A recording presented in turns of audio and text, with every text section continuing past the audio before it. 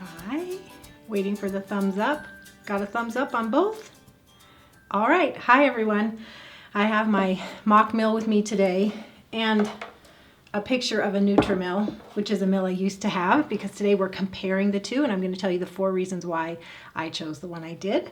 Before that, let me welcome you all to Ask Wardee. This is my weekly show where I answer your questions to traditional cooking, and we have a funny one today that came from Carolyn. She asked me to convince her to buy the Mockmill. So how can I pass that up? I don't get a question like that very often. The transcript is ready for you right now at askwardee.tv. As always, you'll find the links, the transcript, anything we're talking about today. Carolyn says, please convince me to buy a Mockmill. I've actually had one sitting in a cart for over a week now.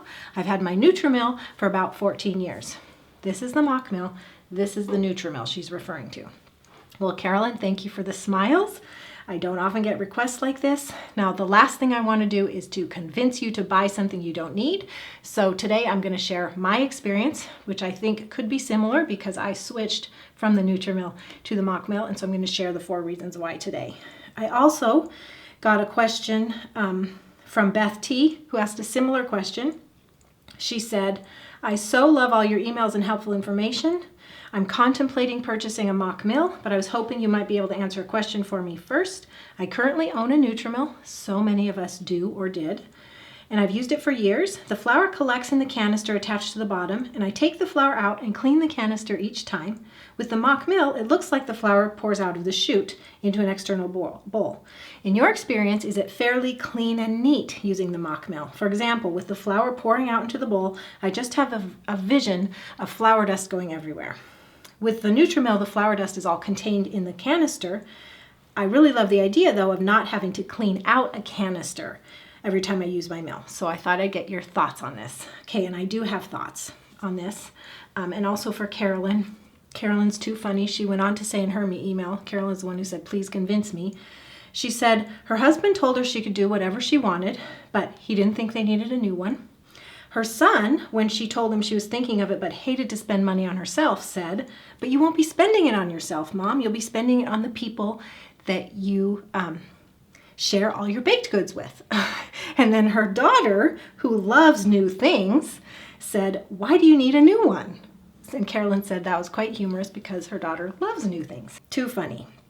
So for Beth and Carolyn, here's the scoop on the differences between the Mockmill and the Nutrimill, or Nutrimill and Mockmill. And the reason I have a picture of the Nutrimill sitting here is because while I used to own one for a good, 7 years or so, I don't have it anymore. And I'm not going to go out and buy one to put it here, but I have lots of experience, so I can speak from experience, and I want you to have a picture of it, okay? So the first thing, and Carolyn and Beth, you might already know the differences, but not everybody does. So let's just talk about the 2 types of mills, okay? So the Nutrimill is an impact mill, and it gets its name because inside the milling chamber, there's these rings of stainless steel fins, and they spin at tens of thousands of revolutions per minute. Now they don't touch, but when the grains go through, the grains are impacted by those spinning fins, and they're basically burst into very fine pieces, aka flour. That's how the impact mill gets its name, because the grains are getting impacted by those spinning stainless steel fins. Okay, so downsides to a mill like the Nutrimill are that it's very loud. It emits flour dust, which can aggravate respiratory conditions. And 3, you can't crack grains. You basically can do very fine flour only. And that last one, while it's a downside that you can't crack the grains, is an upside in the sense that the Nutrimill makes very fine flour. So it's great, great flour. Okay, now let's talk about the Mockmill, and this is a stone mill. It has 2 stone burrs inside, and you can go to last week's episode of Ask Wardee, which is episode 119, where I actually took it apart and showed you the stones. The process of stone milling is just an age-old process of milling your grain between rotating stones.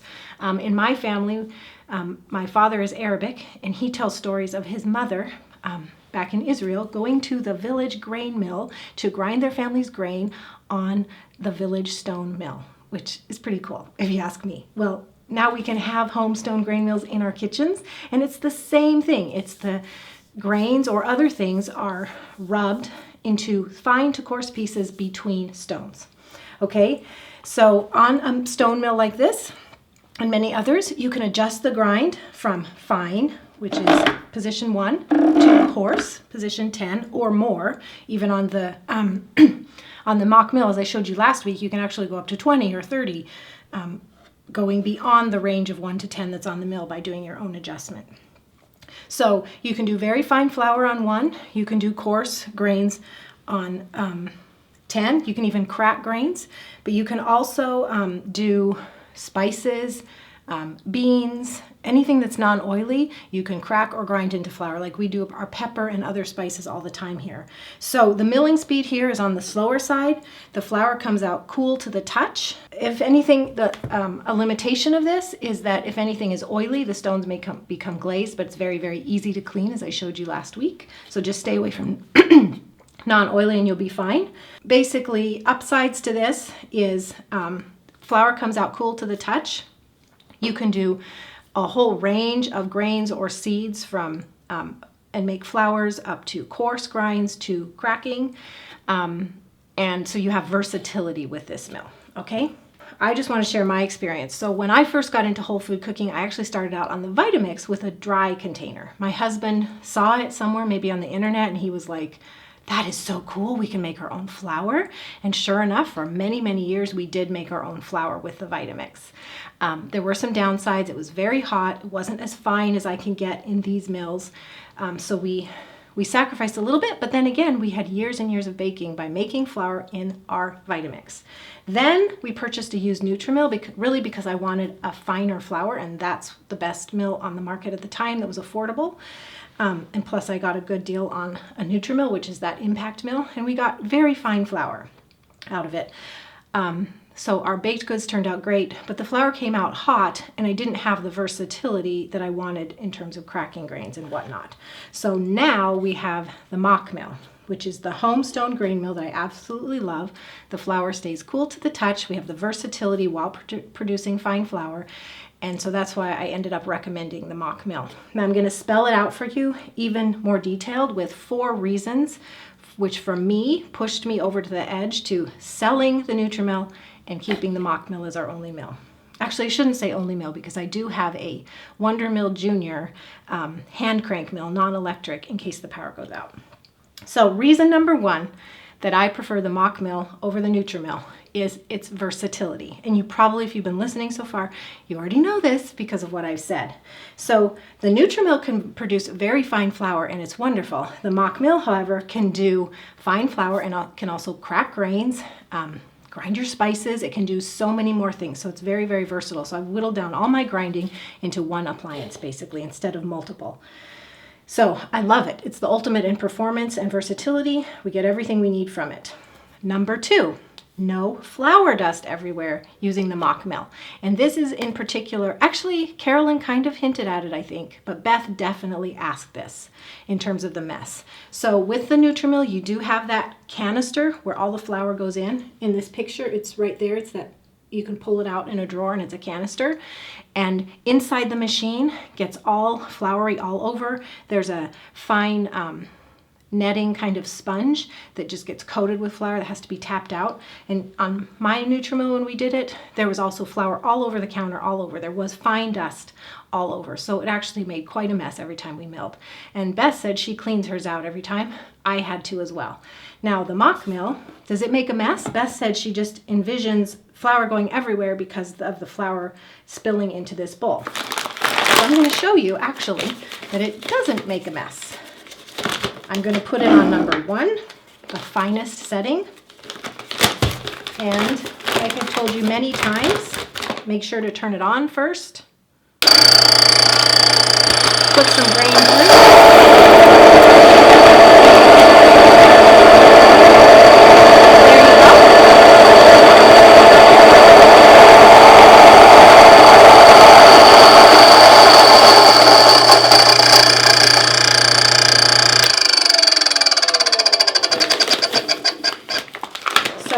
I turned it off, as you should, after the grains have been run through. Now, did you notice any dust flying everywhere? Nope, because there wasn't any. It all went into the bowl. it doesn't have a fine flour dust everywhere, yet it's very fine flour. It's a wonderful flour. Now, the milling chamber in here where the stones are, there is some more flour in there. So what I do every time is I tap and just get it out right then. And a little more will come out, but I won't take up your time to do it. And that just means that when it's sitting on the counter and it's bumped or jostled or something, the flour doesn't spill out on the counter. So I just make sure and get it out there. So it's really so much easier in terms of cleanliness than the Nutrimill. Okay, number 3 reason why I chose the Mockmill is because the Mockmill flour is cool to the touch. And this is arguably healthier because, as we know, heat destroys nutrients. So at this point, this flour is healthier than the Nutrimill because if you've ever used a Nutrimill, you know that the flour comes out very hot. Same thing with a Vitamix. The flour comes out very hot. So here you have the healthiest whole grain flour because it's cool to the touch. Okay, and number 4 is that the Mockmill is quiet. So did you notice when I did this? I mean, sure, it does make a noise like a motor, but it's not this piercing, high-pitched, just intense grinding sound that the Nutrimill produces, and it is a high-pitched, very uncomfortable. Same with the Vitamix. It's very loud. So the Mockmill is quieter. Now, in our home, we just like quiet things, and for me personally, when I used to grind flour with the Vitamix or the Nutrimill, everybody would scatter. They'd be like, "I'm out of here, Mom. That's too loud for me." And I know of people who wear earplugs, but nobody scatters when I do the Mockmill. It's just so much quieter. So that's reason number 4 that I love the Mockmill. So the bottom line here, and that Carolyn and Beth, and even I had to weigh, is do we need a Mockmill if we already have something that grinds? You could make the argument no. However, with the reasons I stated, for me it was a no-brainer to get rid of the Nutrimill and stick with the Mockmill. And I think it probably will be in, I don't know, at least 80% of similar situations that if you're able to spend the money to upgrade, that you will not regret it. I have not regretted it 1 minute. In fact, I'm so thrilled and so happy that we made the switch. So those are the 4 differences between, well, the 4 differences really that tipped me over to make me very happy with the Mockmill over the Nutrimill. There may be other reasons, and I would love to hear from you in the comments, or go to askwardee.tv, look for episode 120, and you can post in the comments there how you feel about it. Now, I have been talking about the Mockmill, well, actually for quite a few episodes of Ask Wardee now. The reason being that Mockmill has put together a special offer for our readers. Really hope you can take advantage because while you can get the mill anytime, really, if you can act before this coming Monday, January 21st, you're going to get a great deal on it. The Mockmill is my favorite mill. It's made by Wolfgang Mock in Germany. He's had years of experience in the home milling industry, loving home stone grain mills, and he has finally brought to the market an affordable homestone grain mill because this housing is made of recycled materials. And I'm very thankful to Wolfgang Mock for doing that, because how else would we have amazing age-old stone grain mills in our homes? It's really amazing. I'm so thankful.